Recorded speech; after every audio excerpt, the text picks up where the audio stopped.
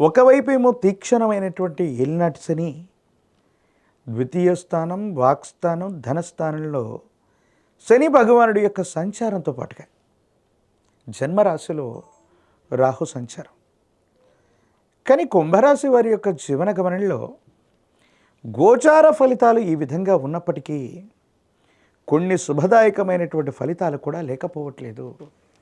వాటిలో ప్రధానమైనటువంటిది అత్యంత అనుకూలవంతమైనటువంటి స్థితిగతుల్లో ఉన్న ఫలితం ఏంటో తెలుసా?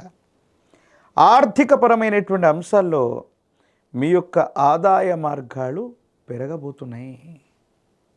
ఖచ్చితంగా దైనందిన జీవితంలో ఉన్నతమైనటువంటి స్థితిగతులకు వెళ్ళేటువంటి అవకాశం కూడా ఉంది. మీ కుటుంబానికి సంబంధించిన కొంతమంది వ్యక్తులు అవ్వచ్చు, మీకు సంబంధించినటువంటి కుటుంబ సభ్యులకి ఒకరికి ఉద్యోగం రావటము, ఆదాయ మార్గాలు పెరగటం వల్ల ఆర్థికంగా ఉన్నటువంటి లోటుని అధిగమించే అవకాశం కనపడుతుంది.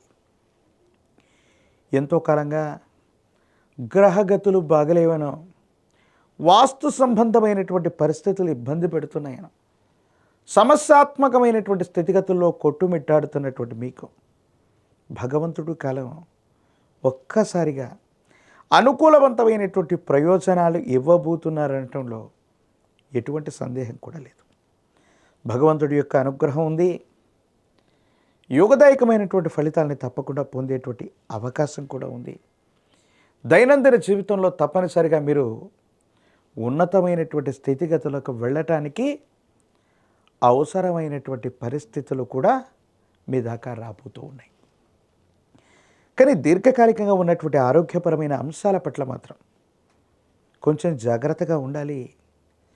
జీర్ణ వ్యవస్థకు సంబంధించినవి, గ్రంథులకు సంబంధించినవి, దీర్ఘకాలికమైనటువంటి అనారోగ్యాలు మాత్రం మిమ్మల్ని ఇబ్బంది పెట్టేటువంటి అవకాశం ఉంది. ఒక ముఖ్యమైనటువంటి విషయంలో మీరు తీసుకునేటువంటి నిర్ణయం ఏదైతే ఉందో ఆ నిర్ణయం తాలూకు ఫలితం అద్వితీయమైనటువంటి స్థితిగతుల్లో మీ భవిష్యత్తు ఉంచబోతుంది అనటంలో ఎటువంటి సందేహం కూడా లేదు.